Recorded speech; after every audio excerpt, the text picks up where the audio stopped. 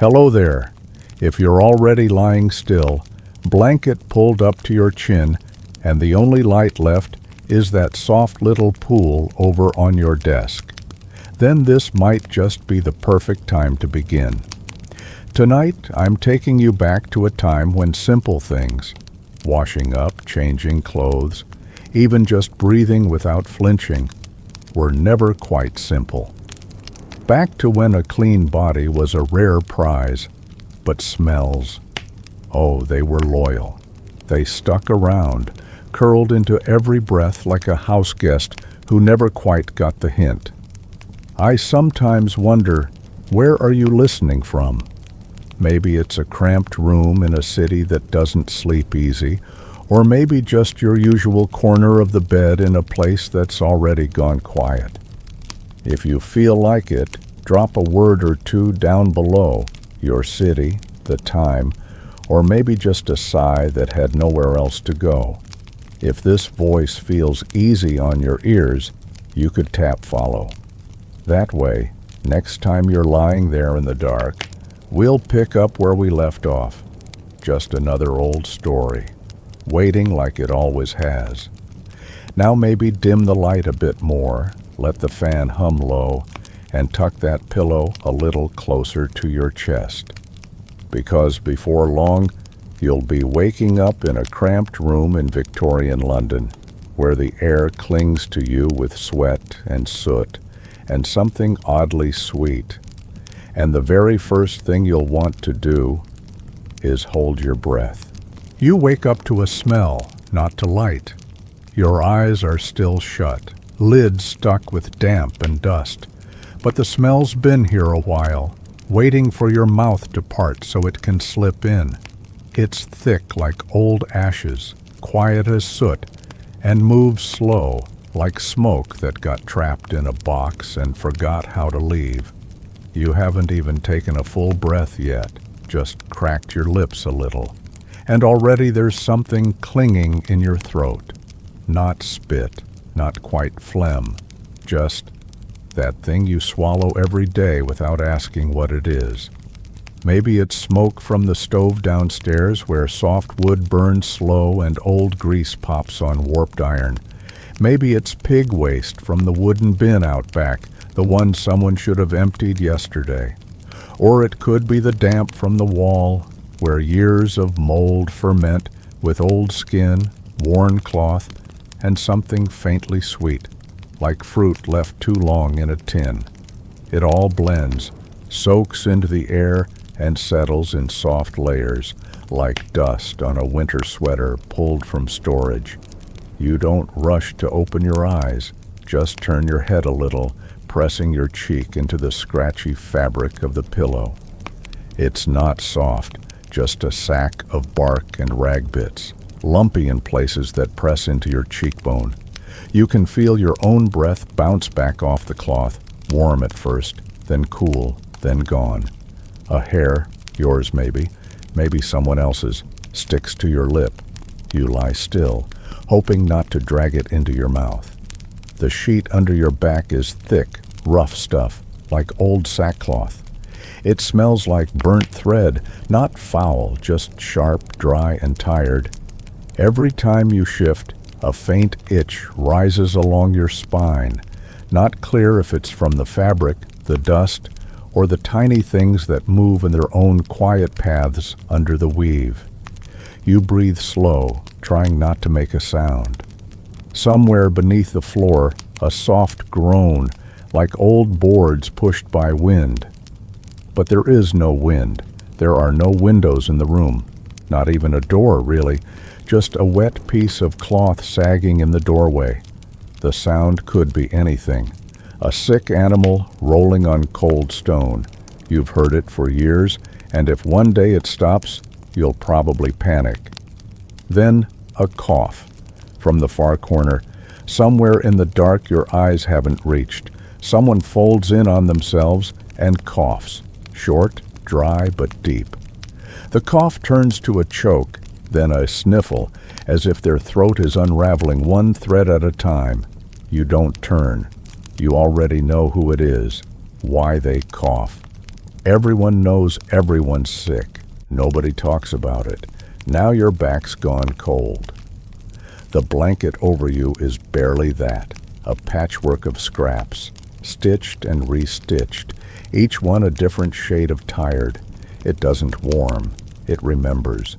You pull it up to your neck, where your skin feels like the wall, cold, still, without warning. The air doesn't move, it just hangs there. You have to slice it into pieces each morning just to breathe it in. The ceiling's low. You could touch it if you wanted, but you don't. It's coated in soot, thick enough to sweat when the weather's wet. You hear droplets fall now and then, soft, aimless, like someone tapping without patience in a room no one bothers to check. There's a rustle of fabric behind you. Someone shifts, and their knee touches your back. You don't turn. The knee is warm, but not in a kind way. Just proof that part of someone is still alive. Their breath mixes with yours, heavy, damp, and shared, like there's only so much air allowed in this room, and you're both using the same portion. Your hand is stiff, from wrist to fingertip.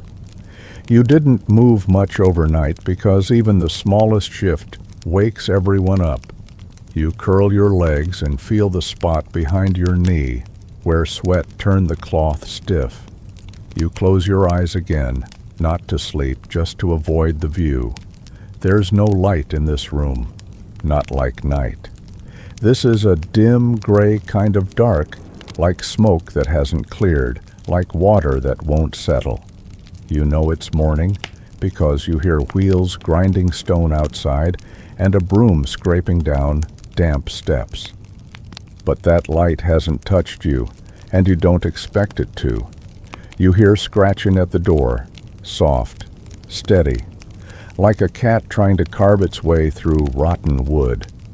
Nobody says a word. Might be a neighbor kid, might be wind pushing trash along the wall. But here, you learn not to question what makes noise. After a while, you open your eyes, not to see, just because they ache. From staying shut too long in a dark that never gets dark enough. You look at the ceiling. Same old yellow blotch, shaped like a map, its edges spidered out like dry veins. You count the cracks. You do that every day. And like always, you forget what number you reached.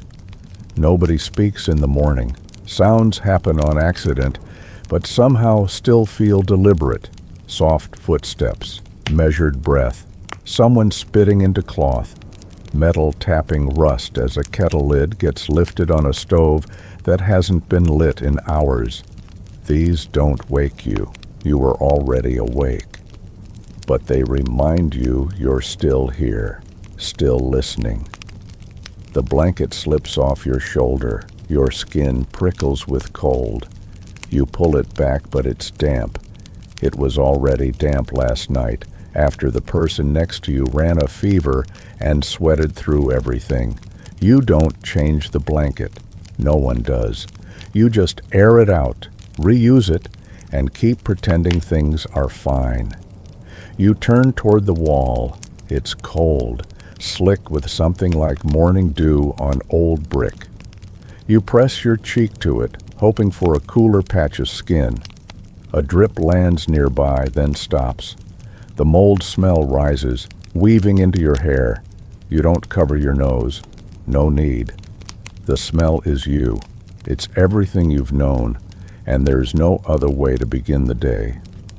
In the far corner, someone coughs again, this time longer. The cough twists into a moan, then falls quiet. You don't ask. No one asks.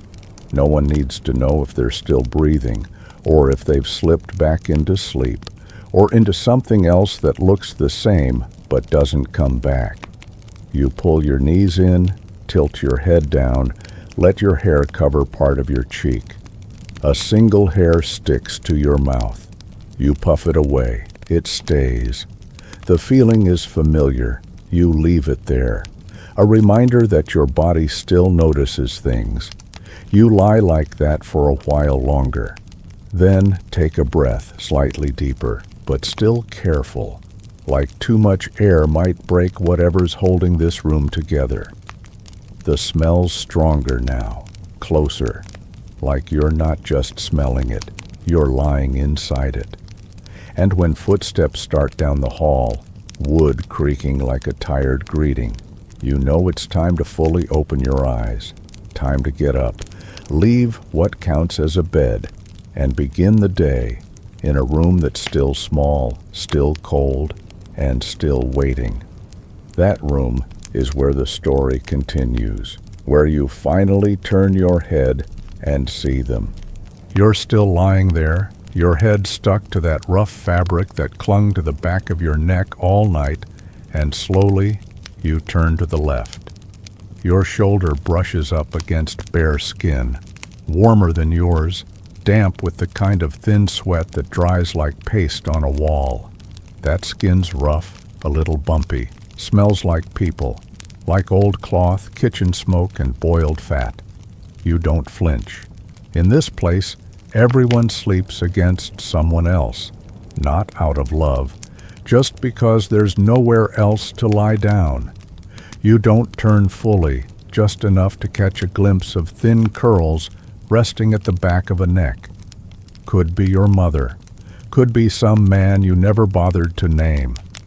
In a room like this, names stop meaning much, especially when you wake up breathing each other's breath and fall asleep to heartbeats shared through pillows. You don't remember who sleeps where.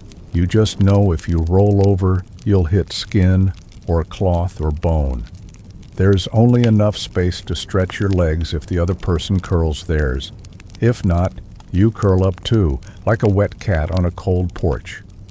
Down on the floor, another row of bodies snores in low bursts, like rusted hinges giving way.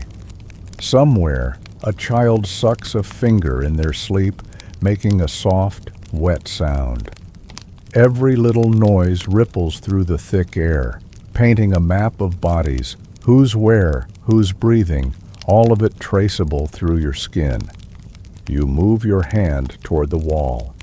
Fingernails graze the brick, cool, damp, with a faint whiff of green moss and something chalky, like old lime buried deep. The wall isn't smooth.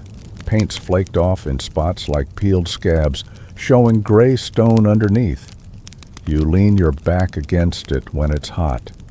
And now, in the early morning, it's still damp in the way that makes sense. The ceiling's low, heavy with smoke stain, like fog that gave up trying to rise.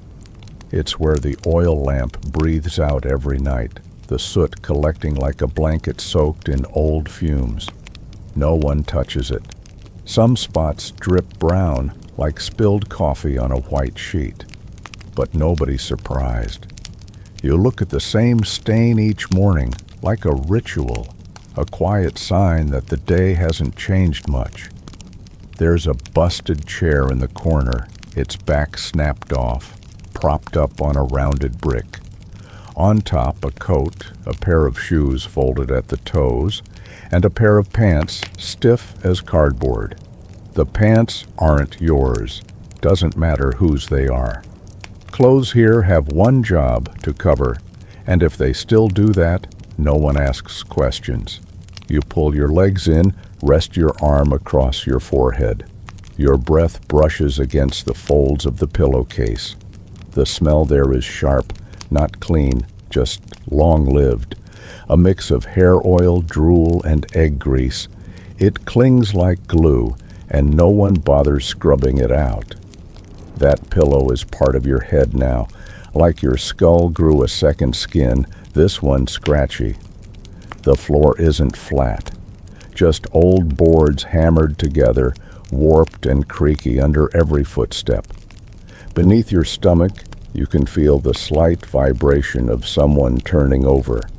You don't have to look to know it's that kid who kicks in his sleep. Every morning, his knee knocks into your ribs.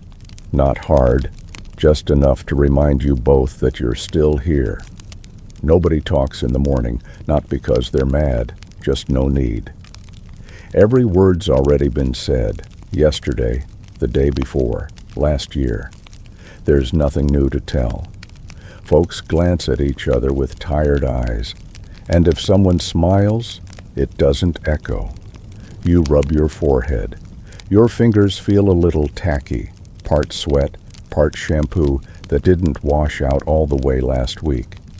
The skin's smooth, but under it there's a buzz, like ants crawling from the mattress, leaching out your body heat. Somewhere above, a mouse scurries across the beam. You hear its claws scratch the wood like pins, dragging across a tin lid. You don't flinch. It's just one more sound. Anything that doesn't bite right away is just part of the company you keep. Someone walks past your feet. You don't see who, just feel the blanket lift slightly from the breeze.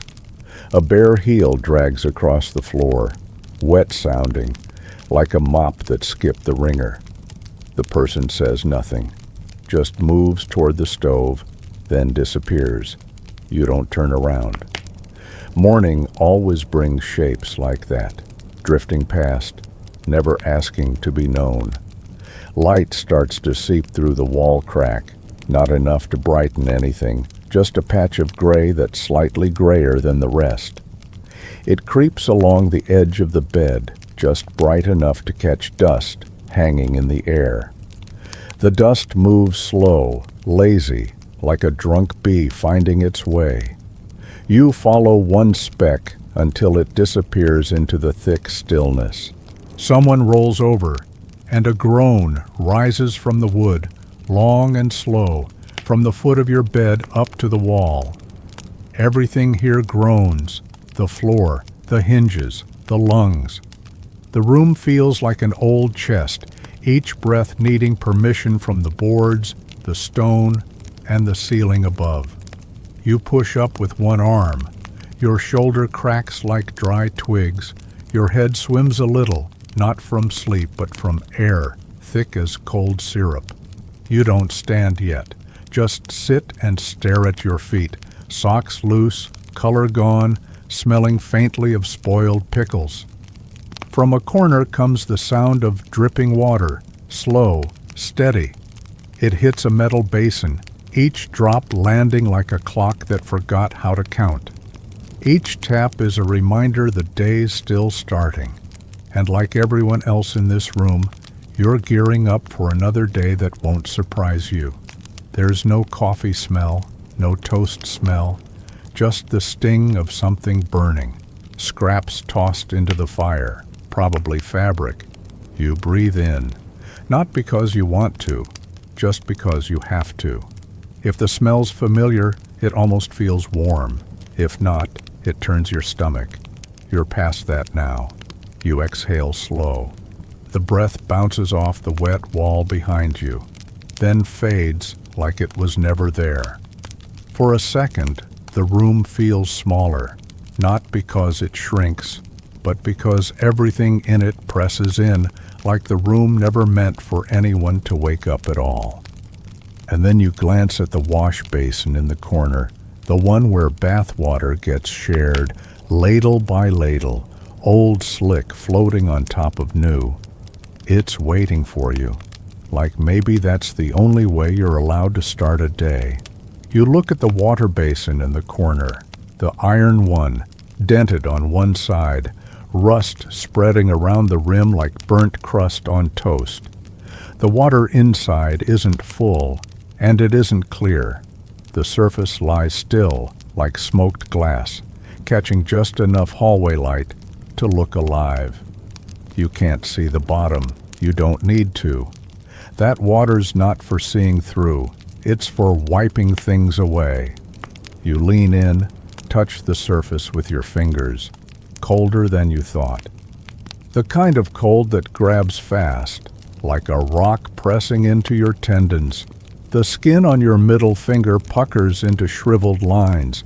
Your pinky pulls back first like the water has claws. You don't shout. Just take a deep breath. Hold it tight in your throat. Then, Let it out like a sigh no one asked for. Your other hand holds a scrap of cloth, used to be a washcloth.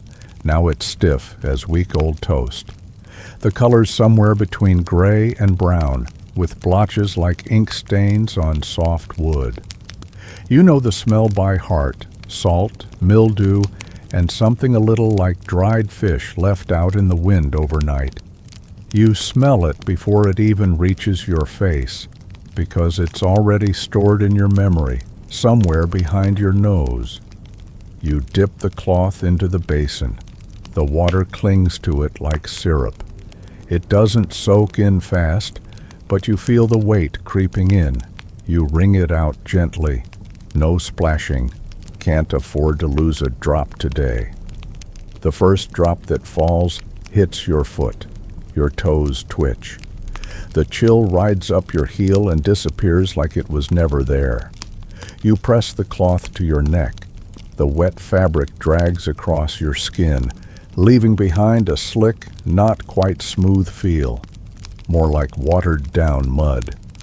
A few red bumps pepper your neck, from the blanket maybe, or from dust, and when the cloth runs across them, it's like 10 fine needles brushing at once.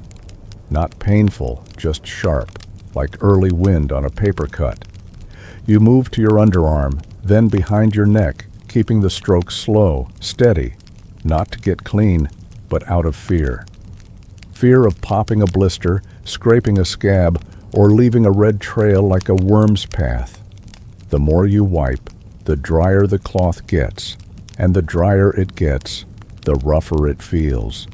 You dip again, wring again, lift it to your chin, where the skin's patchy and red from another week without a shave.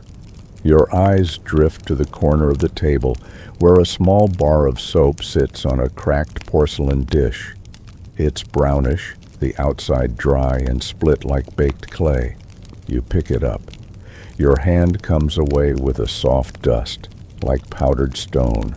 You dip it, rub it once. Foam appears barely, light and uneven, like flour that caught the rain. No scent. The smell is bleach and lye, and something that doesn't belong near skin. You dab the foam on your hand, testing first.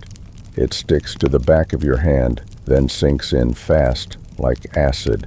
The first thing you feel is cold, then a prickling, then an itch, then a burn. You try not to scratch, just wipe it off quick, and hope the patch dries before it turns red. But your skin's already freckled, like 100 toothless ants took turns licking you raw. Still, you keep going. Under your collar, across your chest, behind your ears. Each pass of your hand reminds you where your skin's uneven, thick here, peeling there, still healing in spots from last month's pimples. The water starts changing color, pale gray turning cloudy, then picking up a shimmer of yellow like old oil. You skip your face, not out of laziness, but because there's not enough clean water to spare for that today. You glance at the surface, then back at the soap, still in your hand, slick and silent, like something that doesn't want to be used. Footsteps echo outside. You lift your head, not to greet them, just to guess how long you've got before someone takes the water. Your fingers go numb. You set the soap back in the dish. It lands with a soft clack, just loud enough to make someone shift nearby. You wipe your hand on your pants. The foam dries fast, leaving a white streak like chalk on black cloth. The soap smell stays in your nose. Not nice, just proof you tried. You tried to be clean. In a world that no longer has room for clean, you don't wash your feet. That's for last, if the water holds out. You bend down, dip the cloth again. This time, it's colder, deeper, like the bottom of the basin has swallowed the room's last bit of heat. You press the cloth to your ankle, then the top of your foot, where calluses crease into pale, wrinkled lines. You don't scrub, just wipe. Scrubbing breaks skin. A cough sounds behind you, sharp, tearing like fabric ripping in half. It bounces off the wall, splits into mumbles. You don't turn. That sound is part of morning, like birdsong, only without the promise. You wring the cloth one last time. Drops fall into the basin. Each one taps like a slow drumbeat on a rusty tin lid. You stand. Pull your shirt back on. Your hands still smell like soap, sharp and raw. The collar's stiff, pressing into skin still stinging, so you tilt your head a little, trying to keep the edge off. Your pants dried overnight mostly, but the waistband's still damp. That wet smell clings to your belly, seeps into the seams. You don't change. Just wipe down, dress again, like always. You look back at the basin. It's still, cloudy, quiet. The water no longer reflects anything. You lay the cloth across it, covering the soap like you're closing someone's eyes. Your hand is speckled red, not deep wounds, just quiet ones. You won't treat them. There's nothing to treat with. They'll change color by morning anyway. You take one long breath. Smell yourself. Not clean, not sweet, just faint, like steam on a faded mirror. And that's enough. For here, it's enough. There's a clatter outside. Someone's bringing in another basin, one to be shared by the whole family. You step back, make space for whoever's next, and just like that, the story shifts again, into a place where water was never meant to be anyone's alone. The scrape of the metal basin against the kitchen stone floor comes first. No one needs to say a word. That slosh of water hitting wood, thick and muffled, with the clack of a wooden ladle bumping the side, is all it takes to know whose turn is next. Bare feet tap steadily across cold stone tiles, broken now and then by the soft groan of damp floorboards when someone passes through the kitchen. You don't need to look up to know it's your father. His sandals barely make a sound anymore, worn thin as paper. But the way he walks, steady, quiet, like he's invisible on purpose, hasn't changed. You're still sitting in the dark part of the kitchen, where the light never quite reaches and the floor always feels a bit wet. The air is thick with the damp ash of yesterday's fire, the sharp bite of unpeeled onions, and the cloudy tang of lard soap, all stirred together like day-old gruel left out too long. Somewhere, someone sniffles in the corner. Then comes the splash of water hitting skin, quick, reluctant, like nobody wants to stay in longer than necessary. The bath isn't really a bath, just an old wooden barrel up to an adult's waist, its sides blackened from water and soaked through with the smell of rotting wood and old cooking oil. Maybe it used to store something else. Now it stores bathwater, reused. Every time someone stands up, cloudy water spits out the top, splattering onto the gray stone floor in fading circles that turn to damp patches. You wait your turn without speaking. Nobody talks while waiting for the bath. Words waste water somehow. Even the breeze from the back door stops blowing, like the house itself is holding its breath. When your father steps out, he doesn't look at you, just slings the towel over one shoulder, feet slow on the cold stone, shoulders shivering a bit as the steam clings to him. From where you are, you catch the mix of lard soap and old sweat, partially rinsed, still lingering in the mist. You rise, heels lifting from the frayed cloth mat underfoot. Cold climbs straight up from the stone, like someone flipped a damp tile over onto your chest. You walk slowly to the tub, eyes on the water that's already been used, now cloudy with a greasy shimmer. The top film isn't thick, just a few pale circles drifting like coins, catching the oil lamp's flicker in a dull, almost gray glow. Stray hairs stick to the rim, maybe from an arm, a chest, or somewhere else entirely. You don't ask. You rest your hand on the wood. It feels slick and a little sticky. The surface isn't rough anymore. Too many winters have worn it down. Tiny cracks run along the grain, and under your palm it gives slightly, soft like old bone. You step in with your right foot first. The water isn't freezing, but it isn't warm either, more like the kind that sat too long in a stoveless kitchen. Your toes sink to the bottom, where fine sludge has built up from every body that came before. It's not quite slick, not quite thick, but you feel it squeeze between your toes like the bath itself is tired. When your other foot joins, the water rises. A soft blop taps the side of the tub. You know someone heard it, but no one turns. There's no curtain, no corner to hide in, just a fading silhouette in the doorway and a wet rag left behind on a wooden stool. You lower yourself in. The wood creaks beneath you, not loud, just enough to remind you this water isn't yours. It touches your stomach, and the feeling isn't cold so much as clingy. Old soap and skin oils sticking to your ribs, making you shiver, not from temperature, but from the idea that there's no part of you left that isn't already touched. You cross your arms over your chest, not for warmth, but because you're sitting naked in the middle of nothing, in water that no longer belongs to anyone. Your fingers slip against your skin, and the leftover soap makes it feel like you're wearing someone else's hands. You drop your head, not looking at anyone, not even yourself. Your hair dips into the water, just enough to mat it down, not enough to wet it through.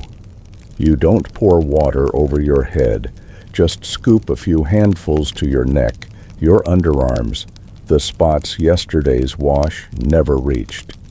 Each splash makes your skin twitch, not because it's cold, but because it feels like someone else touched you first.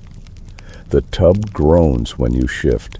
Your back presses into the curve of the wood, not straight, but bent to fit.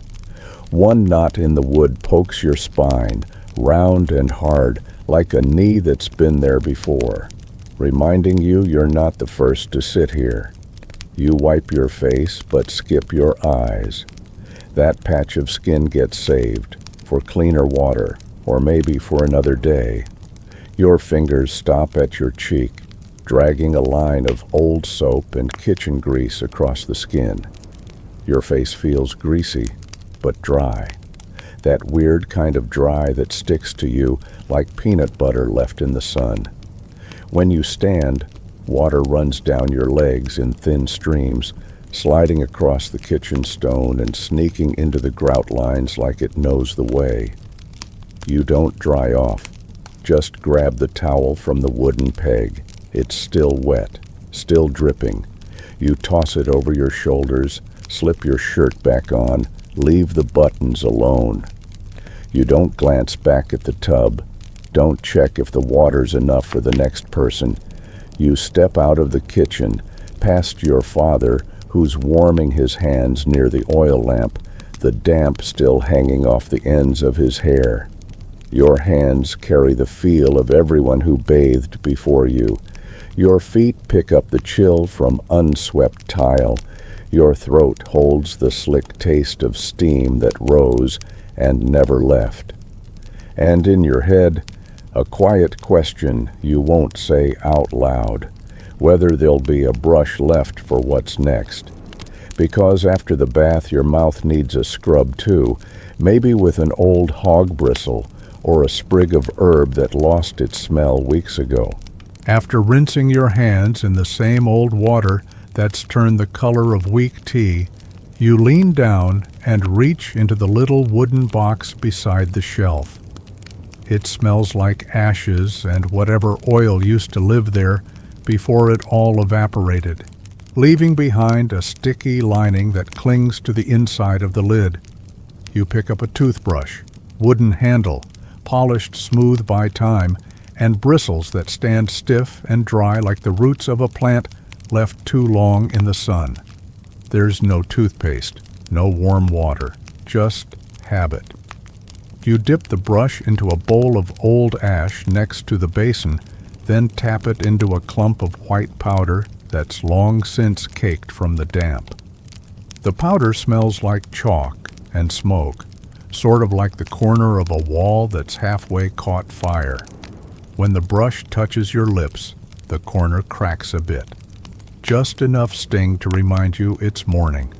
You start with the front teeth, like always. One slow scrub, two firmer ones, then side to side. The bristles scrape against enamel with a sound that lands somewhere between sandpaper and fingernails on a damp fence post. Your gums gave up a while ago.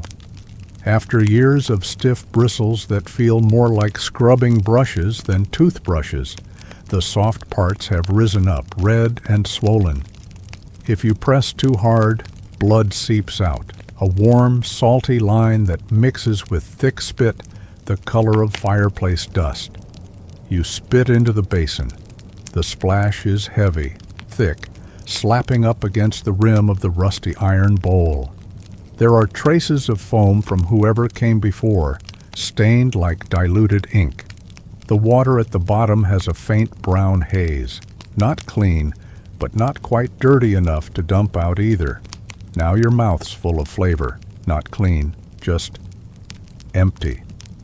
A faint trace of blood along the gum line, the dry bite of ash, and a bit of last night's celery wedged in your molars. You run your tongue across your teeth. They're not smooth, more like old sandstone, dull, gritty, stubborn. You rinse the brush in that same water. The foam trails off slow, leaving a yellowish streak along the rim. You don't bother drying it. Just rest it across the lip of the bowl, bristles facing out, waiting for next time. Every brush in the house has its own way of resting, some across mugs, others tipped on shelves, like they've got a personality or something. Your hands feel a little tacky after. Not from the ash, really, but from the grime clinging to the basin's edge, now sealed in place by warm breath and morning steam. You wipe them on a scrap of fabric hanging nearby, not a towel, just a threadbare shirt sleeve gone soft and sour from too many days of sweat and mildew. You sit on a small stool, lean your back against the damp wooden wall. The feeling after brushing isn't refreshing, it's just familiar. One more part of the routine, like opening your eyes, letting out a soft yawn, or shivering when your feet hit the cold tile. You don't expect much from it. The teeth are still there. They don't hurt. That's good enough. A few minutes pass. You glance over at the small table next to the basin. Someone's just left behind a dried-up celery root, curled and brittle like a stick, that forgot it was once part of something green. Sometimes, when there's no ash or when your gums are sore, you use that instead. Chew and rub at the same time. It has that cool, bitter edge, like frozen lettuce, just enough to drown out the taste of blood for a minute or two. Light slips through the window ledge, cutting sideways through the fog on the glass. The beams catch dust floating in the air, moving slow, quiet, like everything else this morning. You watch the dust for a bit, not for any real reason, just so your eyes have somewhere to go. Behind you, a spoon taps lightly against a tin bowl. Someone's getting breakfast started, or just stirring up whatever's left from the night before. A breeze slips in through the wooden slats in the wall, carrying a smell that's hard to name, part firewood, part puddle water after a storm.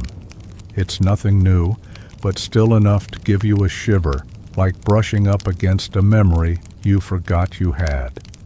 You stand, your ankle flaring with that same dull ache when it hits the cold tile. It's not unusual. Your body's used to hurting in little ways at all sorts of times. It's like background noise, always there, never loud, never gone. There's still a salty tang in your mouth. No one in the house rinses after brushing. Clean water's too rare for that. You just swallow a bit, let the rest settle. By lunchtime, the taste will fade or get replaced with something fried. You turn and your shoulder bumps the door frame. The wood's gone soft from damp. A plank lifts slightly under your weight, leaving fine sawdust on your sleeve. You don't brush it off. Everything around here has dust. Wipe it away, it just sticks somewhere else. And then you lean down and lift the lid off the little pot in the corner of the kitchen, where a bottle of wine, a few eggs, and a bowl of vinegar have been waiting since yesterday, ready for the next ritual of the morning. You squat down next to the basin, hands still carrying the salt smell from yesterday, and reach for an egg, its shell cold and soft, like wrinkled fingers that stayed too long in water. The first one cracks messy. The yolk slips to the side of the bowl, clings to your palm in a sticky trail. You don't wipe it off. Just tilt the bowl, let the yellow slide over the rim, and drop slow onto the top of your head. You don't feel it right away, not until your fingers start to move. Then the old oil-slick texture sets in, and a thin, eggy smell creeps up your nose and stays there, stuck in the thick air of a kitchen that's already holding too many other smells. You use both hands to press the yolk into your scalp, not fast, not rough, just enough to let it slip through the weak old strands of hair that haven't touched water since last Sunday. Your hair's not long, but it's long enough to make that scratchy sound when dry pieces rub together, like hay underfoot in a damp barn. Bits of yolk cling near the roots. You know some won't rinse out, but you keep rubbing anyway, like if you scrub just a little harder, you might wash off whatever moldy feeling's been clinging to you the last few days. You reach for the wooden ladle. The vinegar's already sharp in your nose, even before you pour. Pale yellow, clear like vegetable water, but with more bite, something fermented and pointed. You scoop it up, lift it behind your head, pause at the chill, then tip it slow. The vinegar hits your nape first, cold, not icy, but enough to raise goosebumps up your spine. It slinks down like a little animal following your backbone, slipping beneath your waistband, leaving a trail that runs all the way to the base of your back. You hold your breath, not from fear, just to keep the vinegar from reaching your nose. Maybe you poured too much. That's okay. Better too much than not enough. Better clean, or at least close enough to pretend. You lean forward, letting the rest of it trickle over your egg-coated hair. When the two meet, vinegar and yolk, it makes a smell. Sour, salty, warm, like the leftovers from a pot left on the stove too long. Not nice, but not surprising either. Footsteps pass outside. Someone walking past the kitchen maybe. You don't rush. Your hair's still tacky. You rub again, feeling your fingers stick together. Hard to tell if it's the egg white or just the grease leaking out after days of buildup. There's a small bowl of wine already sitting on the edge of the table.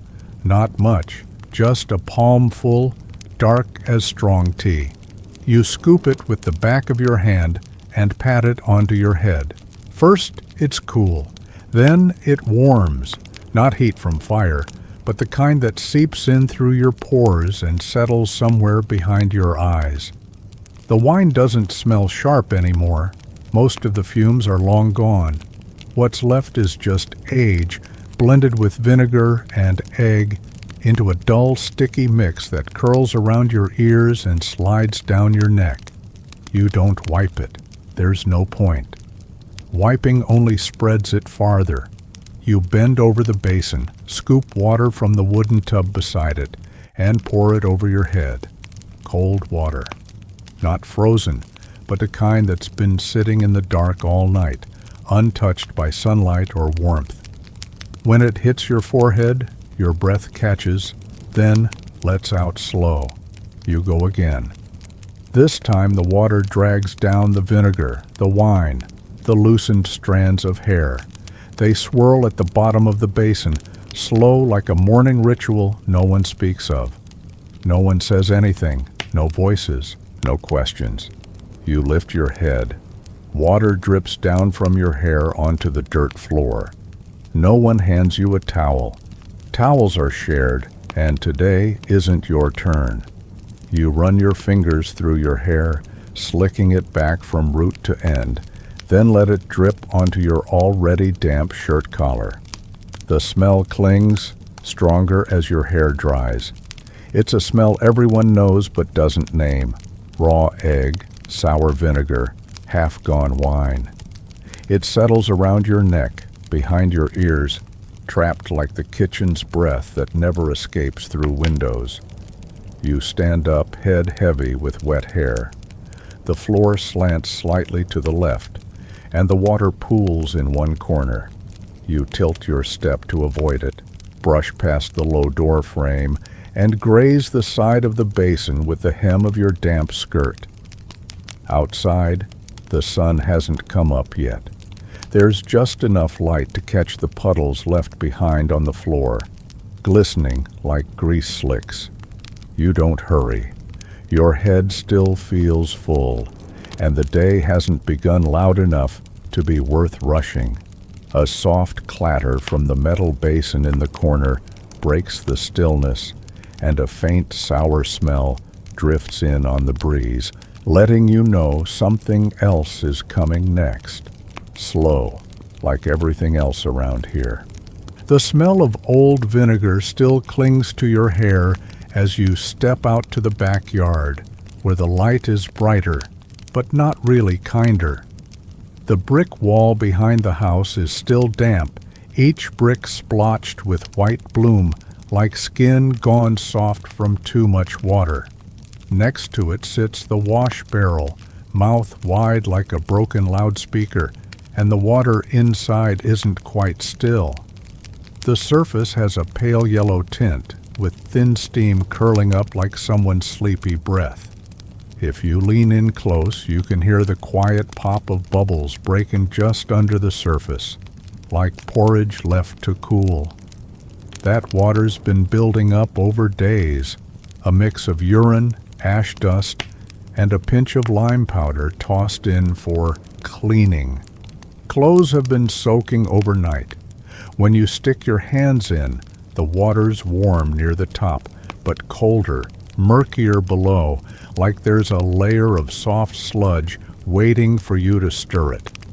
The skin on your fingers puckers right away, not from time, but from whatever's in the water that sucks the moisture out of your hands like old salt. The sour smell doesn't hit all at once. It creeps in like stove smoke after a long night, soft at first, then settling at the back of your throat. You try to hold your breath in slow counts, but it still seeps in through the corners of your mouth, mixing with the chalky aftertaste still stuck in your gums. You pull a shirt from the barrel. It's heavy, soaked, and carries that kind of wet that doesn't come with a name.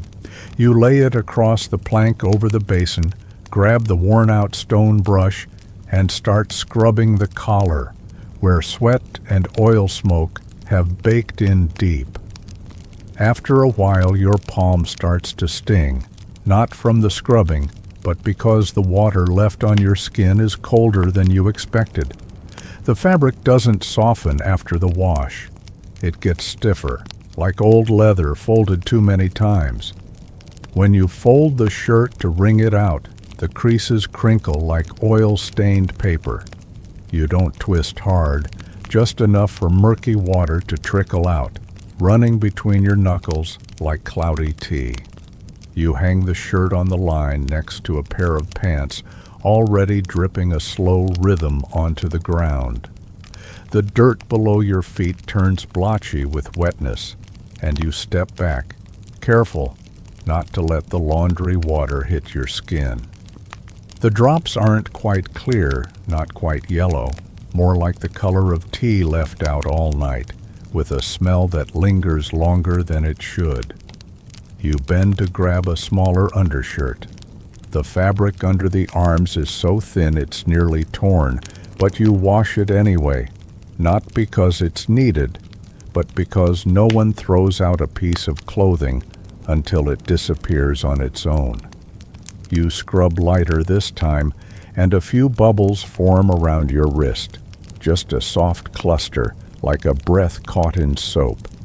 You rinse your hands in another tub, a rinse water that's already been used 3 times since morning. It isn't clean, but it doesn't sting like the main barrel. As you dip your hands in, you feel a thin slick pass through your fingers, like washing in flower water cut with ash. Your skin turns pale, not because it's clean, but because it's been in the water too long. The wrinkles stand out clearer now, and around your nails, there's a faint white line, like someone dusted chalk along your cuticles. You raise your hand to your nose, not to smell, just to see how deep it settled in. Behind you, the shirts are starting to dry, but they don't smell fresh. They carry a mix of decay and light bleach, that scent that blooms through the house on humid days, spreading across every room. You know it's coming. It doesn't bother you. When everything smells the same, you stop noticing which part belongs to you. You pull the clothesline tight again, then take a step back and watch the fabric sway gently in the early wind. There's nothing pretty about it, just that steady rhythm, that old routine, the kind everyone keeps repeating. Beside you, one of the buckets has tipped, showing a layer of pale gray powder at the bottom. That used to be part of the cleaning mix. Mostly, it just dries out your hands and stiffens the clothes. You swipe a finger through it, feels like cool flour, sticks faintly to your skin. Ahead, the light starts to hit stronger. The shirts on the line shift from gray to a soft yellow, like the sky's trying to dye something that's already faded. You don't think much of it. Just feel the breeze pass through a drying sleeve and watch one last drop fall, carrying the night's damp with it, and then you turn back inside, leaving the laundry to dry under a sun that never showed up, where yesterday's water soaks out, making room for tomorrow's scent to take its place. The dress you just pulled over your body isn't damp anymore, but you wouldn't call it dry either. It was washed a week ago, rinsed in chalky water, and hung in the kind of winter sun that never really gets around to doing its job. The fabric hits your skin like old sandpaper, worn smooth, but still itchy. The itch starts around your waist, slides down your thighs, and curls into the creases behind your knees. You're not wearing anything underneath, not because you forgot, but because there's nothing left cleaner than what you've got on. The dress sticks to you, holding last night's sweat like an invisible film. Every step makes the hem brush the inside of your legs, leaving a vague, nagging sensation, like something you meant to wipe but didn't. The corset's the same one, lopsided, with one side of the lacing stretched out. You tug gently, knowing too tight means you can't breathe, and too loose means it'll slide sideways when you bend. Either way, it's going on.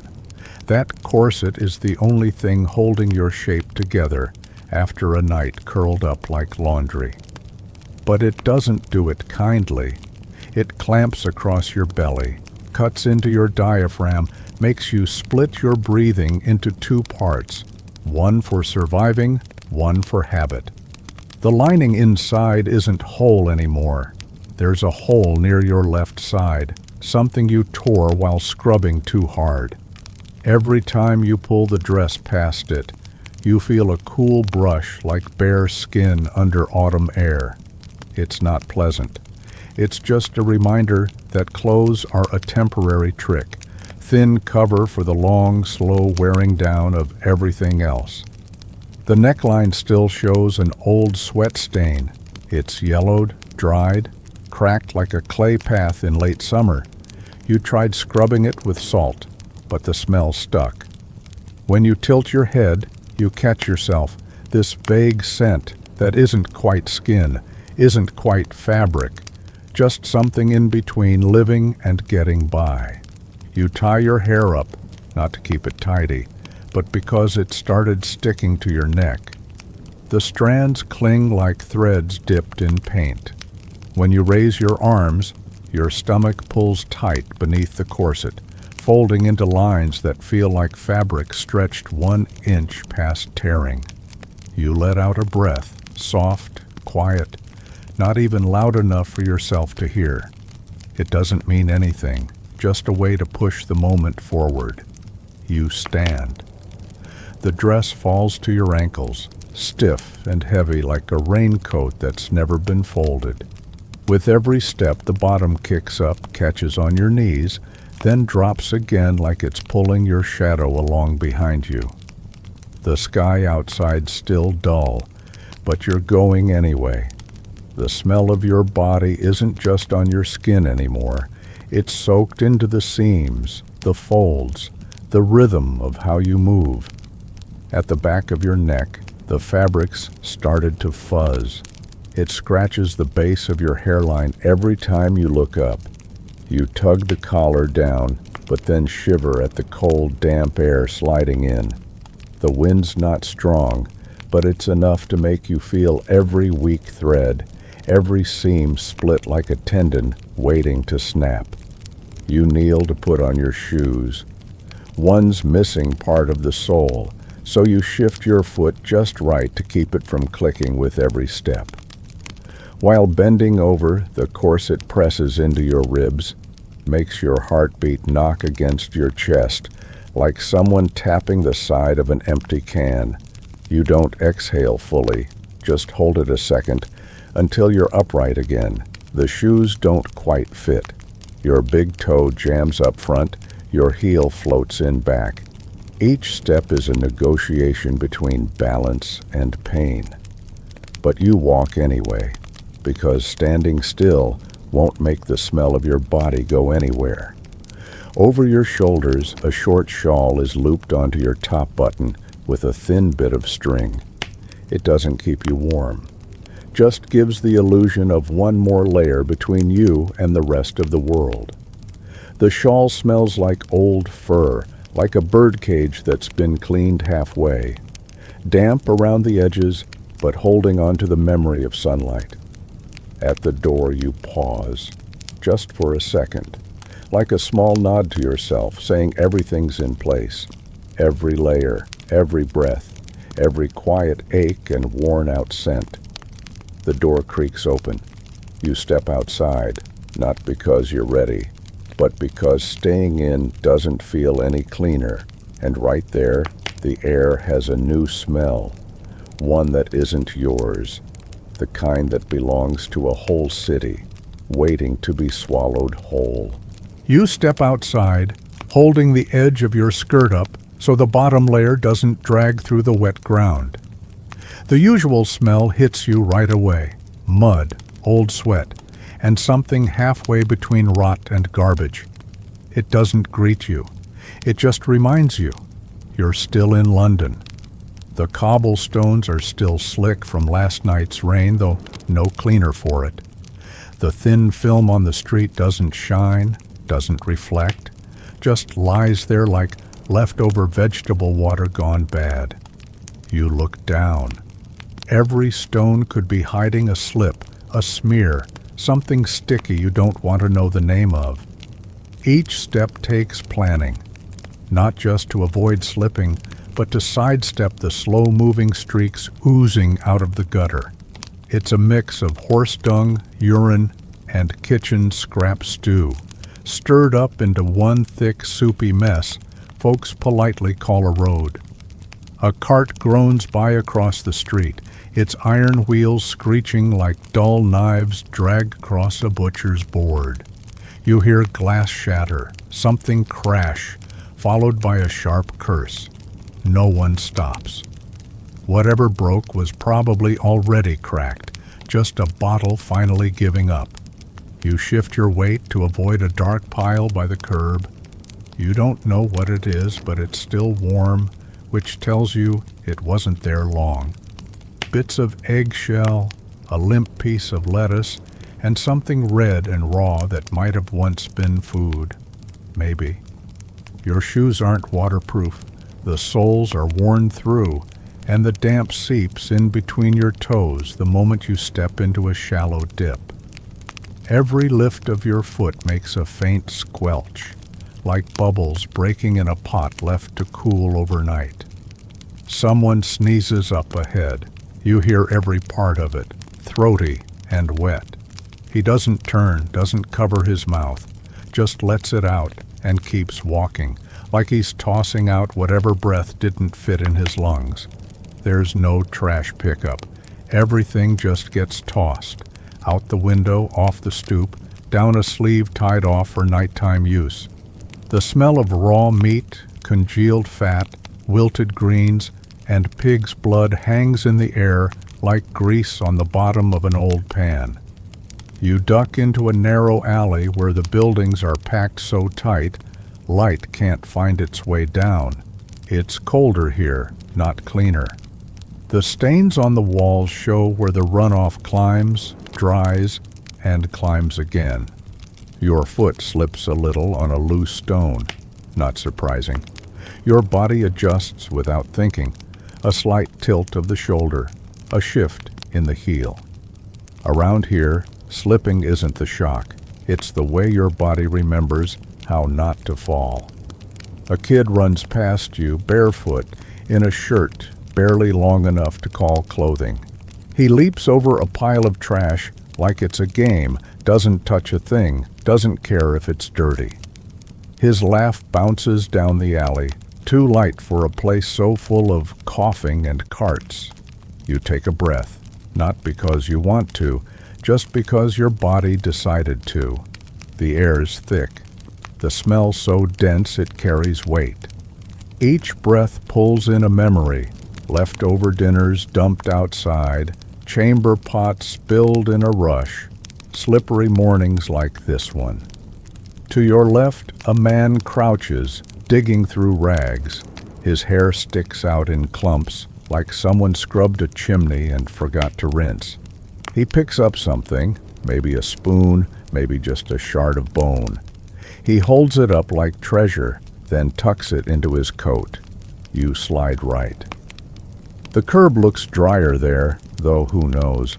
A faint shaft of light spills down from a window above, forming a pale circle you step into for half a second. It's barely warm, gone before it even settles, like steam off a wash basin. There's a long whistle in the distance. Could be a coal furnace, could be a barge at the docks. It travels across rooftops, slips through shutters, and disappears into the wet air hanging between buildings. You don't turn. That sound wasn't meant for you. You keep walking, steady steps, eyes down. No one looks up in the street, not from fear of filth, just because there's nothing worth seeing. Above you, only laundry lines, chimney smoke, and gutters that drip like clocks with no hands. A cat bolts out from under a trash heap, thin, matted. Its eyes catch the light like twin coals that haven't gone out yet. You don't stop. You don't swerve. It's already dodged you, like everything else that survives here. And as you turn the corner, A low mist rises from an open drain, curling around your ankles, signaling that something bigger than trash is waiting just ahead in the next part of the city. You come home in the late afternoon, just as the last light slips across the damp steps and settles at the doorway, like dried mud from a morning that already feels far off. The door isn't locked, just resting against the frame like it always is, letting the wind in, or maybe just giving the smell from the basement a way out. That smell doesn't try to hide anymore. It's sharp, like rusted metal left on a wet stove, mixed with the kind of water that collects in cracked tile seams and doesn't go anywhere. You don't really recognize it. You've just lived with it too long to bother naming it. Your foot lands in a small, nameless puddle just past the threshold, cold, sticky, seeping into the rim of your shoe. Every step is a press inward, pressing down the smell, your breath, and whatever flicker of instinct still tells you to turn around. But home has no other door. The floor slants just a little, and the slant runs toward the back, where a low wooden door opens into the cellar. The breeze from there isn't strong, but it's steady. A damp, human kind of air, like someone's been sleeping down there too long, brushes across your legs and wraps around your ankles. You don't look down the stairs. You already know what's there. A pit, not out of necessity, but because there's nowhere else for anything to go. Everything settles there, day after day, season after season, until the rain brings it all back up again. The wall beside the stairwell carries stains that bloom like unfinished maps, pale yellow in the middle, turning darker at the edges. You used to count them as a kid, tallying new streaks each month. Then you stopped when you realized the old ones never went away. Even on dry nights, you still hear things below. It starts with a rustling, like rats clawing through scraps, and then something clearer, the scrape of a shovel sinking into something soft, the drip of liquid hitting metal, the shuffle of footsteps dragging across cold stone. That's the night cleaner. You've never seen their face. They come after everyone's asleep just to finish the kind of job folks would rather pretend gets done on its own.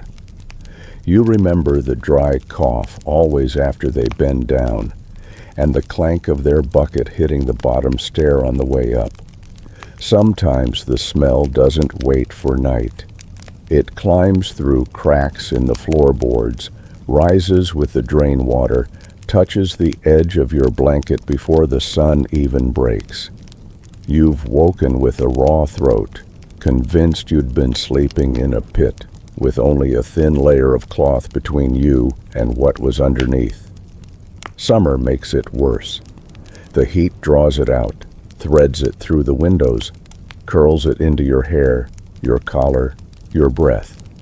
You taste it at dinner, sharp, sour, a little bitter, like overcooked radish or something boiled too long in a rusted pot. Rainy days are the worst. When the drains back up, you have to clean the floors again, dragging cloth through water that has both color and smell you don't want to describe. Sometimes it rises to your ankles, carrying paper scraps, old grease, and things shaped vaguely like rotten fruit. The river doesn't help. It doesn't take anything away. It just swells and sinks, leaving behind streaks of black mud along the banks. People still throw everything in: dirty wash basins, slaughterhouse runoff, human waste, and the bloated bodies of animals too far gone. The river never complains. It just brings the smell back every time the wind shifts. You once walked its edge at dusk, watching the light spread across the surface like a film of oil, nothing reflected but the weight of itself. At your feet, dead fish ballooned like empty sacks of leather. The wind carried dampness and something sharp and cloudy, like vinegar poured over salt. The city lives with it. People adjust. The tall houses have heavy curtains and the windows shut tight to keep the air out. But you know it still sneaks in under hems, into shirt collars, into the soft hair of sleeping children. You go to the kitchen for water, reach for the jug, then stop when you notice the faint film across the bottom. You don't know what it is and you don't ask. Here, water isn't about choosing, it's about accepting. You take a sip, it's not bad, but it lingers longer than it should. Out in the street, someone is retching, sharp, rhythmic heaves, repeated and then gone, like whatever strength they had gave out. A cat bolts through the yard, its feet tracking mud across every stone in its path. You glance out the window. The sky has dulled to a smoky gray, not from clouds but from soot, steam, and all the things that hang there too heavy to fall. A bird perches across the way, preens its feathers, then takes off toward the river, and when you turn back, the last bit of light has slipped off the kitchen floor, leaving the room in that quiet, damp haze that never quite feels clean, and probably never will. But you stay there, reaching for a cloth, ready for another night to begin, the kind of night that summer brings, when silence starts to stretch too thin to hold anything in. You remember that summer not because of the sun or the sound of cicadas, but because of a smell that had no proper name, though everyone knew exactly what it was. It wasn't the kind that passed through, it was the kind that settled in, soaked into stone floors, crept into paper, and hung in the folds of skin. It started with the river. The Thames, by then more memory than water, had pulled back farther than anyone thought possible. The riverbed opened up like a cracked door, showing what had been hiding down there through all the winters. Not sand, not stones, just layers of human waste, thick and dark, stacked like the dried hide of some animal left too long in the sun. You stood at the edge of Westminster Bridge, watching the water barely move. Strange shapes floated in the heat. Something that looked like a shoe, something else that could have been a cow's rib, and foam, brownish gray, like old broth left to sit too long, bubbling up in patches and breaking with a lazy sigh. The air was dry but sticky, every breath dragged in like sipping ash water. People wrapped cloth around their mouths, soaked it in vinegar, in gin, in rose water, but still turned away. A woman passed you, clutching her handkerchief tight, eyes watering, not from emotion, just from what she couldn't see. You stepped up toward the Parliament building, that place where people usually gathered to speak, to decide, to announce things. But now no one was speaking. A man hunched over on the steps, arms tight around his stomach, vomiting between the cracks in the stone. Each heave sounded too familiar, dry, weak, like old plaster crumbling off the ceiling above your bed. The curtains inside had been pulled back, and the smell slipped in like an uninvited guest. The papers on the desk felt damp to the touch. Letters left on the tables had yellowed, not with age, but with the kind of thick scent that clings to the air like mildew to cloth. You walked softly down the hall. The floorboards creaked underfoot, the kind of creak that reminded you the building once believed it was immune to rot. They tried all sorts of things. Scents, not strong enough. Incense, faded too fast. Heavy drapes, couldn't keep it out. One group of politicians switched seats, hoping for a change in the wind. Another group just stopped showing up. Someone brought a whole jar of herbs, set it on the desk like a little green wall, then left when they realized that wall was no match for the river. You sat on the stone bench behind the fountain, long since dry. Someone dipped their cloth into an old water barrel, wiped their face like they were trying to wash off an entire season. The sunlight bounced off the lime-washed wall like fire, but it wasn't the heat making people sweat. It was the smell, thick as spoiled porridge left out 3 days too long. At the Westminster market, the fish vendors still smiled when someone passed, but you saw their hands tremble when they reached into the barrels, not from the fish, but from what was covering the fish, the smell of the river, of people, of death. One carp was still damp, but its eyes had gone milky white like they'd been cooked already. When you got home, the smell followed.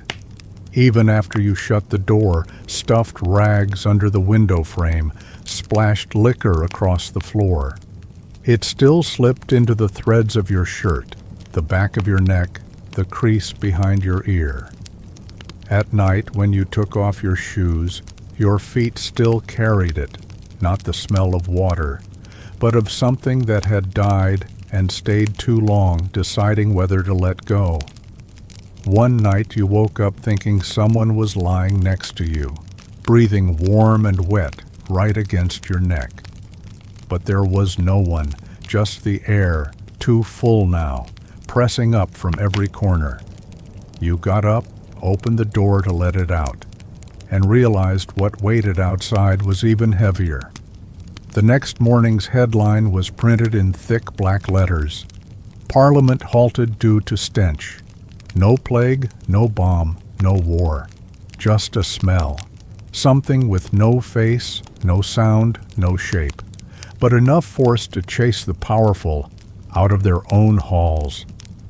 You looked at the river again. A stool floated past, snagged on a lump of dark trash. Farther out, a felt hat drifted upside down, like it was waiting for someone to come back and wear it. You turned down a narrow alley where the damp wasn't surprising anymore, where everyone had learned to breathe through half a nose. And even though that summer passed, the smell never did. It didn't have to stay, because it had never really left. Back in your kitchen, the evening soup still simmers, something with bones, maybe vegetables, hopefully not fish from the river. But no one asks. Around here, it's not the smell that keeps people going. It's the way they pretend it isn't there. You turn into the market from the left alley, where the ground has gone soft from leaking fish tubs. Every step makes a faint squish, like pressing your heel into a sea sponge that gave up years ago. The air hangs low and heavy, thick with burnt oil, spilled booze, and yesterday's meat grease, all clinging to your face like a damp wool blanket you can't shake off.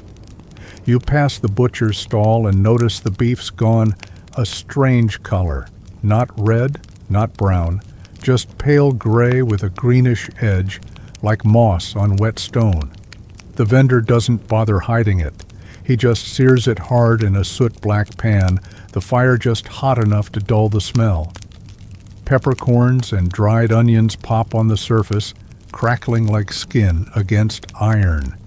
You stand near, not to buy, but to steal a little warmth. The inside of your coat's still damp, and that pan throws off just enough heat to matter. The man calls it evening meat, which sounds poetic, until you realize it just means it's too late to pass as fresh. He scoops fast with a rusty ladle. The pepper cuts through the staleness, but not the sting rising in your throat. Next stall over, a milk jug sits slanted on a crooked board. The milk inside's thick and cloudy, with a film around the rim like melted candle wax. You catch a faint rainbow in it when the light hits right. Pretty, in a way accidents sometimes are. Someone asks for a bottle, and the cellar stirs fast, folding the top layer in like it was never there. You walk on past the bread section. The loaves are hard as bricks, stacked like broken teeth. Tiny black specks crawl over the crusts. You know what they are. Nobody swats them. Buyers just lean in, give a little puff to clear the surface, then bite down like their teeth forgot how to care. The crunch sounds like stepping on gravel. A boy squats beside a pot of soup resting on a wooden crate. Inside, carrots boiled soft, bits of animal skin, and something pale that might be potato. You're not sure. The smell reminds you of the rag used to wipe a pan, then left overnight. Still, he sips, steady and quiet, like someone being sung to sleep by a voice too tired to sing. You stop by the spice booth, what passes for the perfume counter of this place. Cinnamon, star anise, pepper, wilted herbs, all packed into little cloth pouches. The seller says nothing, just hands you one labeled for 3-day meat. You don't ask 3 days of what. Everyone knows. Spices here aren't for taste, they're for disguise. You see a fish that started leaking from the gills, already salted and packed with mashed ginger. It no longer smells like fish. It smells like something people have been trying hard to forget. The seller smiles and asks if you'd like to try. You shake your head. But the scent doesn't shake back. It's already clinging to your sleeve. You settle on a wooden stool near the wine stand, beside vats of juice no one names anymore. The vendor pours a small cup of something amber and fizzing. You hold it close, letting the warmth ease your palms, which haven't stopped trembling since dawn. You don't drink it. You just sit there, using the cup as your reason to stay a little longer, between the smells of sweat and oil. A man walks by, shirt unbuttoned, holding a stub of sausage. You watch grease drip from the cut end, pooling at the corner of the paper like fat on cold stew. He eats in small bites, eyes straight ahead, chewing slow like he's grinding the whole day back into silence. You loop back to the front, where a small tent sells eggs. They aren't even. The shells cracked, some soft as wax. The vendor lifts each one to the lamp, then to his nose, not to check if it's good, just to see if it'll last the day. When someone buys, he hands them over without ever looking up. You breathe out. The smell of the market, it isn't a smell really. It's more like a second skin, a thin film that wraps around you from head to toe, tugging at your collar like a reminder. It trails you out the gate, up the muddy road, all the way home, into the folds of a shirt washed with ash water, into your hair, even though you rinsed it with vinegar at sunrise. When you open the door, the kitchen is still warm. On the table is a pot of soup, though you've forgotten which day it came from. You lean in, drop a pinch of seasoning, not to make it taste better, just to make it unfamiliar enough to forget yesterday. The lid lifts slightly from the heat, leaving a soft smear on the kitchen window. You rise, grab a chipped glass from the rack, and pour in something dark from a bottle without a label. The wine smell is light, almost gentle, compared to what's been in your lungs all day. You take a small sip, feel it slide down a throat gone sore with breathing, and then quietly walk into the next room, where your child is still thirsty. You sit down on the small wooden stool by the stove, where the morning beer still holds a bit of chill.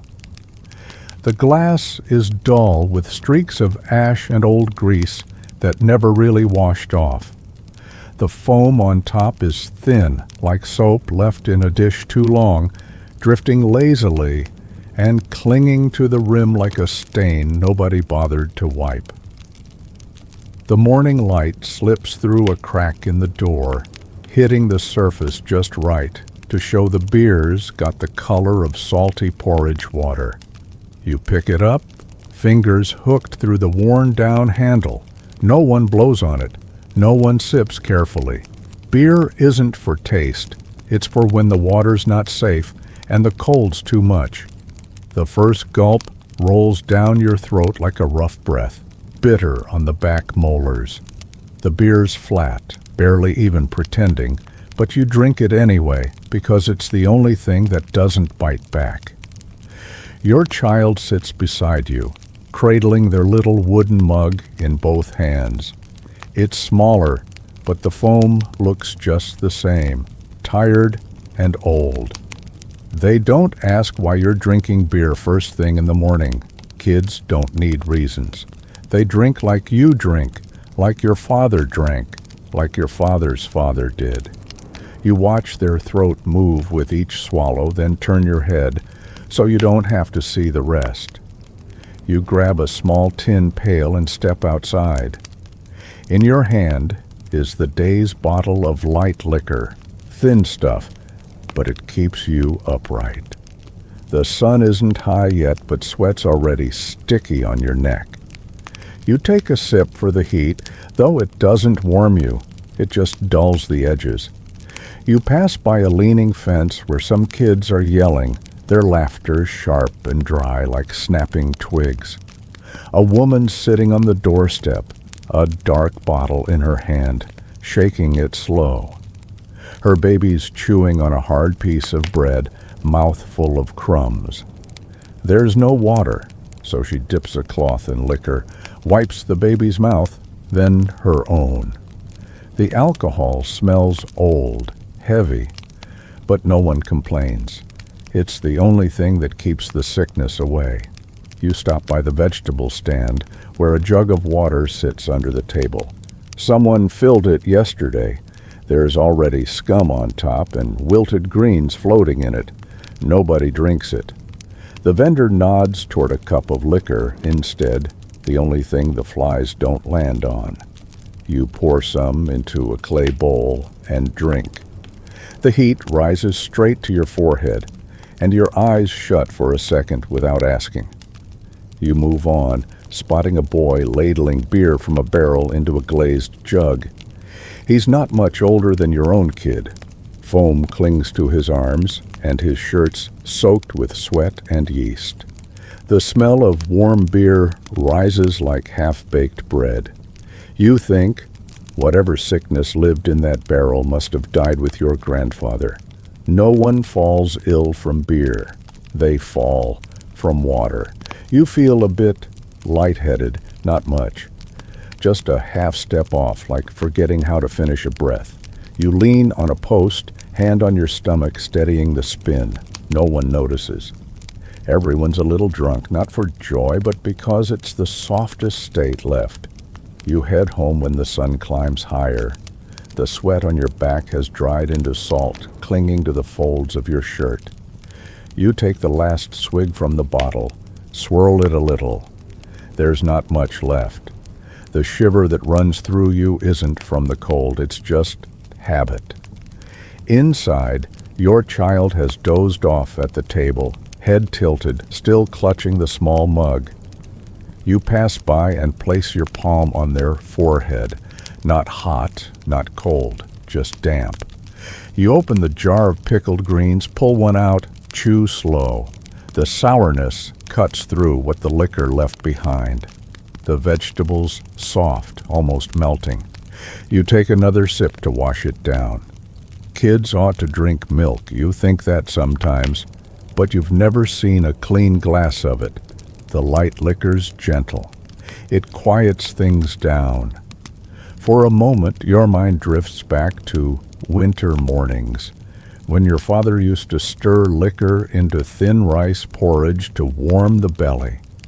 You can't recall the taste, just the tingle on your tongue and the heat blooming in your cheeks after a few spoonfuls. Sleep came easy then, like being rocked by wind sneaking through the cracked window. Outside, a pack of children run, chasing each other with sticks. Their laughter breaks into shards, sharp as glass. You watch, then finish what's left in your glass. Your eyes ache a little, your throat feels dry, and the day is still long. But not yet, not just yet. Somewhere in the old room off the kitchen, you hear a rag wrung into a bucket, water dripping across dirt floor, and the faint smell of metal beginning to rise. You hear the coal crackling as you walk into the kitchen, one hand still holding the last fold of that old rag cloth. You'd washed it clean the month before, folded it neat, tied it up with a dark strip of fabric. A few seams have come loose, and the edge has frayed like an overused dish towel. A faint, moldy smell seeps from the inner fold, mixing with the smoke that's clung to your shirt since morning. You set it down on the edge of the bed and go back to bolt the door. There's no sound except the wind tapping the shutters. In the dim light, you sit by the stove, hike your skirt just enough, and slide the cloth into place between two layers of fabric. No pin, no string, just your own body's weight to hold it there, or at least that's the hope. The cloth feels thinner than you remembered. When you stand, it's like pressing a damp handful of flour against yourself. The skirt still touches your thighs, but now there's this thick band caught in between, making every step cautious. You don't bow your head, you don't rush. Every movement slows, like your body is carrying a secret, small, heavy, and damp, beneath the folds of your clothes. You don't tell anyone. You don't have to. Every woman has her own way, even though most ways are more or less the same. A rag, a quiet corner, a few secret hours on the line. In the afternoon, once the sun slips out of the window, you hang the cloth behind the stove, where the soup pot's warmth might help it dry. If anyone asks, you'll say it's a hand towel.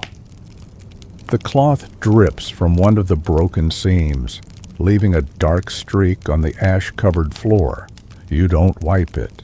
You just press your foot over it, drag lightly, then step back like it was never there. Some things don't need hiding, just silence. A slow pressure begins in your lower belly. Not pain, not really. Just a steady weight, like someone pressing the back of their hand to your skin in time with your breath. You open the little jar by the stove, the one with the silvery grease mixed with dark powder. The smell of metal rises, not sharp, just cold, like a coin that's been soaking in water all winter. You roll up your sleeve and rub the ointment across your stomach. Your skin stings like you scraped it with a dull knife. The grease doesn't melt, just clings, thick and sticky, leaving pale streaks across your fingertips. It stays cold like your skin's being pinched from the outside in, but you're used to that. Everyone uses it. They say it helps keep your body balanced, stops things from slipping out with the blood. You pull your skirt back down and adjust the cloth again before standing. It feels heavier than usual, but not because of weight. It's the knowing, like you're carrying something that's not supposed to be seen. You walk slow, take smaller steps, so it doesn't shift. Every step is a quiet brace. No one knows, but your body remembers. By midday, you sit by the window. Light slips through the dust hanging in the air. You breathe gently.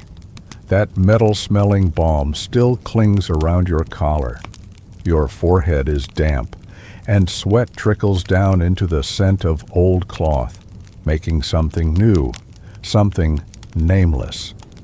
When you shift in your seat, the cloth brushes your inner thigh, leaving a slick trace that itches just a little.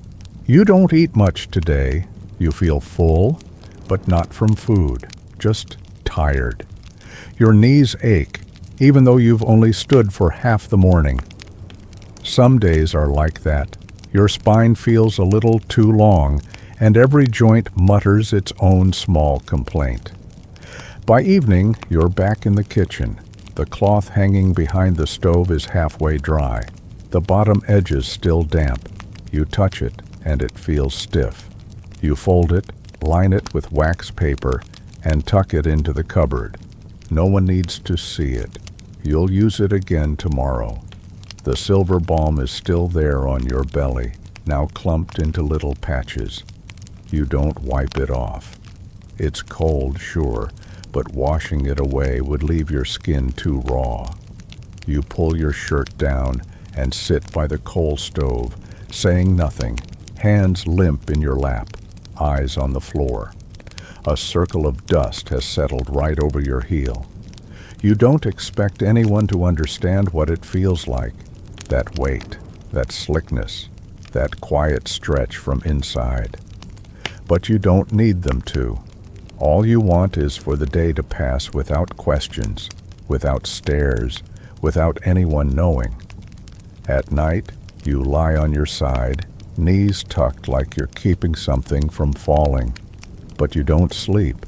You just close your eyes, listening to the faint pop of coal in the stove and breathing in the metal that still lingers in the air. Behind the curtain, someone's walking soft, maybe your sister, getting ready to dust her cheeks again with powder and fix her curls with warm ash water. You sit in front of the mirror, morning light slipping through the dusty glass. The reflection barely holds, just a blur of tired eyes, tangled hair, and a soft shadow settling under your cheekbone. You lift the wooden comb. A few teeth are chipped, the wood faded like a chestnut shell left too close to the fire. You run it through your hair. The first thing you feel is dryness, then a faint scratch like wind moaning through an old chimney. Your hair still carries the scent of eggs, vinegar, and yesterday's sweat. The strands cling together in tiny knots that your fingers can't undo. You use your nails to pull them apart, one at a time, and keep combing. Your hands tremble, not from cold, but from the ache that's been there since you woke. Each stroke drags against your scalp, like someone sketching charcoal lines across your skull. You don't stop. Every morning starts this way, combing, smoothing, wiping, then combing again. Not because anyone's watching, just in case. You fold the cloth at your collar, flatten it out, and begin unbuttoning your nightdress, slow, layer by layer. Your skin meets the air, damp and smoky from the morning wood smoke, and you shiver just enough to notice. You choose the best dress you have. The color's faded, but at least it has no holes. The fabric's worn thin over the years, but it still holds its shape, still covers what needs covering. You slide your arms into the sleeves, fastening each button. Your fingertips tingle. The buttons are tiny, just big enough for your pinky. You have to tilt your head to see clearly. The last one sits a little off, but you leave it that way. You reach for the little bottle by the mirror. The cap's loose, the metal rim corroded like a rusted hinge. You open it, and the smell jumps out, sharp, sour, something like wilted wildflowers soaked in old wine. You dab a drop onto your wrist and press it gently behind your ears. It doesn't smell nice, but it smells like something. And that's enough to say, you're trying. You glance back at the mirror, touch up your hair once more. A few wisps still fall across your forehead, but you don't bother fixing them. You press your palm flat over them, then let it fall. Your hand leaves a faint blur on the mirror, round like a breath mark. In that blur, your face almost disappears, Just your eyes left, open just enough to see. You lean down and pick up your shoes, left by the hearth overnight. They're a little damp, but drier than most things. When you slide your feet in, the fabric rubs your ankle, stiff and grainy like cold sand. You tie the laces in a double knot and stand. The hem of your dress brushes against your calves, whispering with each step. You throw on your outer cloak, the collar stretched and worn. The fabric smells like bodies, old sweat, ash, food, and a trace of yourself. No surprise, it's soaked into the threads long ago. You press the front flat, smooth the creases, and head for the door. Passing the kitchen, the heat from the morning soup still hums in the air. You don't eat, just sip the last of the warm water in the clay cup. It's a little cloudy with a hint of ash, but nothing that would stop you. You swallow, throat stinging just a bit. Not from the drink, just the chill from sleeping on your side, the draft sneaking in through the cracks. You step into the backyard. The sun's barely touching the rooftops. The ground under your feet is damp, holding the imprint of your shoes like a stamp. The morning smells wet, like grass, hanging laundry, and a bit of the night that hasn't fully gone. You tilt your head back, not for any reason, just because. Just to look up, even when the sky's full of smoke and nothing. You bring a hand to your cheek. The skin feels dry, a little tight, and there's an itch near the corner of your mouth where the skin's cracked. You don't scratch. You just hold your hand there, then let it fall. In that moment, something close to a smile flickers through. Not quite, not nameable, but close. You head back inside, closing the door behind you. The wooden latch clicks gently. A touch of cold brushes your neck, then fades beneath the collar. You walk to the small wooden table by the bed, an old notebook, a feather quill, and a candle stub melted low. You don't write. You just touch the edge of the book, trace the worn grain of the paper. You sit. No more combing, no mirror, no other dress. You just sit there, breathing slow, listening to the sounds of the street, the wheels on stone, the soft voices, the clack of someone's shoes. Everything carries on, cold, damp, rough, and sometimes scentless. But some days, a little combing, a bit of perfume, one dress without holes. That's enough to begin. No reason needed. No one has to ask. Just something that tells you you're still here. And maybe tomorrow you'll find a reason to tie a ribbon behind your hair or try a dusting of red chalk, if the rain holds off and the ash dries fine enough to smooth on your skin. You return to the bed, the wooden frame worn smooth on both sides where your elbows have leaned too many evenings while pulling off your dress. The straw mattress shifts under you with a soft crunch, its insides clumped and sunken to one side, pulling your back down with it. You don't fix it. You just lie on your side, head resting on the flat old pillow that still holds the smell of your hair, a trace of ash, and a faint vinegary note left over from last week's wash. The blanket comes over you, a wool cloth stiffened by too many afternoons, hanging too close to the fire.